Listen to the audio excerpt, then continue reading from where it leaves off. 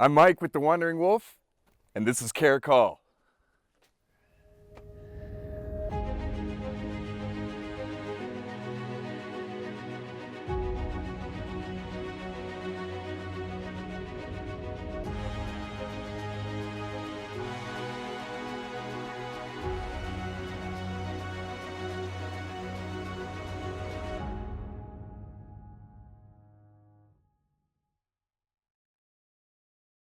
Hey guys, we are here at Caracol. We're about 40 kilometers south of San Ignacio, and that 40 kilometers can take quite a while. The roads are really difficult getting out here. It took us about 3 hours.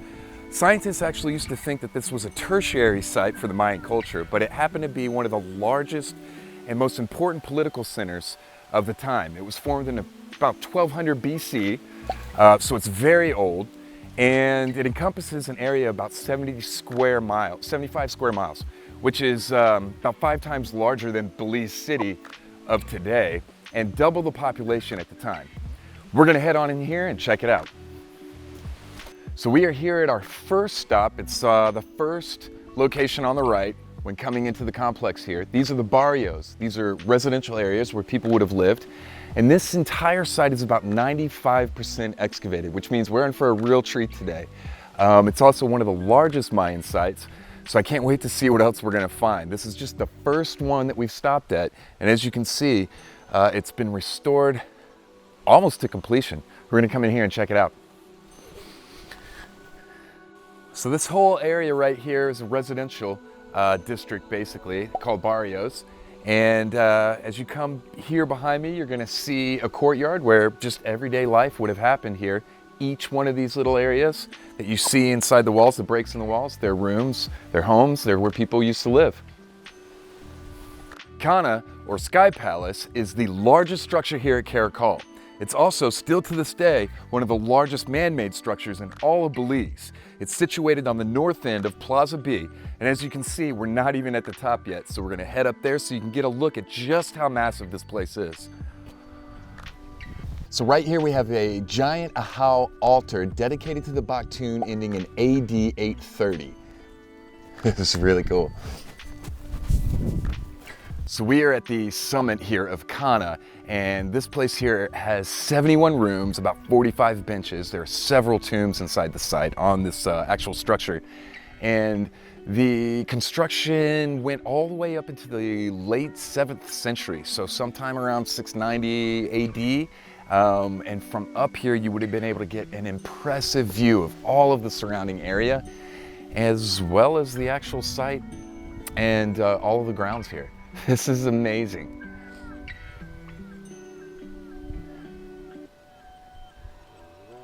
So this is one of the 2 tombs here on the temple site, and I'm gonna go down and check it out. Ooh.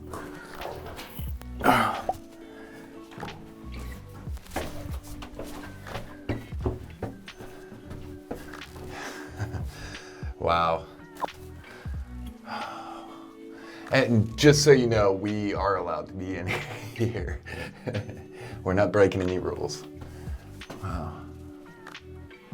Right now we're walking into the ball court past some hieroglyphic markers right here.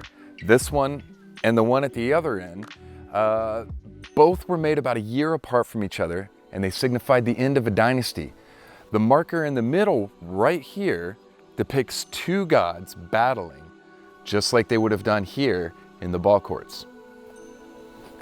So we are in A Plaza right now. There are 4 main buildings here, and this is the astronomical observatory area. Right over here behind me is the largest building in the plaza, and it was actually built in around 100 AD, and it is the last known site with inhabitants in all of Caracol. The last signs of activity were here in this building. There are 2 tombs in front of the building, but none inside. And this is just an incredible area. There's stelas and all sorts of stuff laid out here through the plaza as well. Really amazing stuff. So we always try to come to each different location that we visit with as much knowledge and information about the site as we can possibly find, so that we give you accurate information and background on the history of each location. Today we were able to talk to someone who gave us a lot of information which really updated our understanding of this site and just how massive and even more complex this place was than we originally thought. We're going to let Julio tell you a little about it. The original is in the museum. I have a picture in my phone too, just so you know what we're talking about. Two rulers. Ruler of Caracol, Kinich Tubiliuat, ruler of a site known as Ucanal in Guatemala, Papa Malil. How do we know this? Emblem glyphs, emblem glyphs. This guy, Papa Malil, has his hand extended, and at the end, we have these things coming out. It's a whip. Whip? Right there. Yeah. And below that whip, there's a guy in a kneeling position. Right there. His knee against this rock, his leg on the ground, and his body coming up. And he's getting whipped by Papa Malil. This is a ritual that occurred inside of a cave. And this dates to 820 AD. 820? 820. The Mayans were experiencing periods of drought between 800 to 1000 AD. So this was specifically for rainfall. Okay. Water, for the city of Caracol. And there's a lot of history between sites like Ucanal, Caracol, Tikal, Calakmul, for you to understand a bit more of what's happening here at this site. Now didn't Caracol and Tikal go to war? Caracol defeated Tikal twice. Twice. 532 and 536. 532 and 536. So Caracol was not just any site. Yeah. It was a huge site. You had 75 square miles? It's 177 square miles. Okay. 75 is what is excavated. 5 to 10%. All right. So you're not wrong. So 5 to 10% of all of Caracol has been excavated. Not 95%. 3,000 plus structures. 3,000 structures. Yeah, I would have loved if we had 95% excavated. So where's that 95% coming from when you read about it? LiDAR technology tells us or gives us an idea. I have my phone here. So like 95% has been discovered but not excavated. That's right. Got you. Amazing. Thank you. You're very welcome. Yeah. What's your name? Mike. Mike? Julio. Yeah. Julio, nice to meet you. This is Tim. Tim, nice to meet you, sir. With this site having over 3,000 buildings on it, gives you an idea of just how enormous the city would have been. And it's spread over 177 square miles. A little correction there that we found out today. And that other piece of interesting information that we heard from Julio, being that this city spread the wealth down to its common people. The middle class and beyond were educated, so which had a lot to do with the success of this location. And I can understand at the time why some of the other civilizations or the other city-states and stuff around them wouldn't have been too happy with that. It really probably threatened their rule. But you can see how well it worked for Caracol. Caracol experienced an explosion in growth around 650 AD after a series of bloody conflicts and war with Tikal just over the Guatemalan border. After that time, Tikal basically went dormant, and Caracol exploded in its prosperity, its population, construction, and everything like that. Caracol also remained in use to about 1100 AD, which was far beyond a lot of the other city-states and areas around in the region. So you can see that by the way Caracol governed themselves and took care of its people, it allowed growth well beyond what other cultures, what other cities were able to do in the time period. We are walking through the central Acropolis here.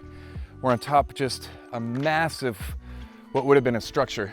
Today it looks like a hill until you get to the top and you see that there's still ruins here. They're actually excavating. Giant trees growing on top of these structures and stuff like that. And this site, it is just amazing. Every mound, hill that you see out here would have been another structure. And like our friend earlier was saying, There was over 3,000 buildings in Caracol. This would have been a structure here on top of the Acropolis. As you can see, there's an entryway down there, or window of some kind or something. But these structures here that have trees and all sorts of stuff on top of them, there's actual things inside of these still to this day. Entire areas that haven't been discovered and things they don't know about underneath all this. So behind me here, you can see they have facilities set up for research, for archaeologists, students, and people to come and discover more about this throughout different parts of the year. So the site is continuing to be excavated, and more and more is being found out about this place every year. So a little recap on what to expect when you come out here to Caracol. Expect a long drive. It's going to be tough on your car, so fill up with gas.